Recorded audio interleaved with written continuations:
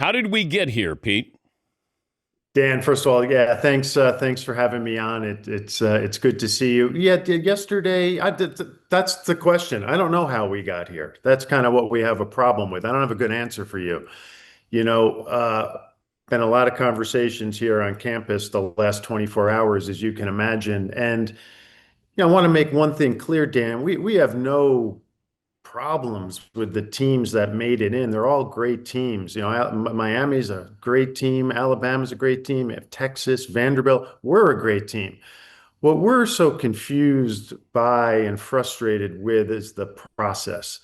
Every step along the way since the first CFP rankings came out, we were led to believe we were in as long as we took care of business. And we certainly took care of business with this 10-game winning streak.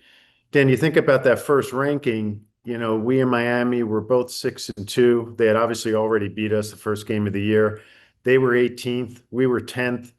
The only thing that we did since that point was win every game by over an average of over 30 points. And, all of a sudden we're 11th and on the outside looking in. And, when we sit and talk, when I talk to Marcus, when we talk to our team, we don't have any good answers for that. So we're just really frustrated that we had the rug pulled out from underneath us, Dan.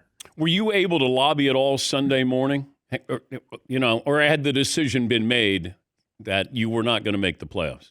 Yeah, I don't know exactly when the decision was made. We made our case, we stated our point of view. But again, if you're us, we were told from day one of the rankings that, we were in and we were ninth. And then all of a sudden, we go play a game against Stanford. It felt like in the middle of the night, and we took care of business. And Alabama has a really tough game against an Auburn team that's having a tough year. And we wake up on Tuesday and we fall below Alabama for the first time. And it was all about the fierce conversation between Notre Dame and Alabama. And I heard something to the effect that Alabama went for it on fourth down. So that made an impression.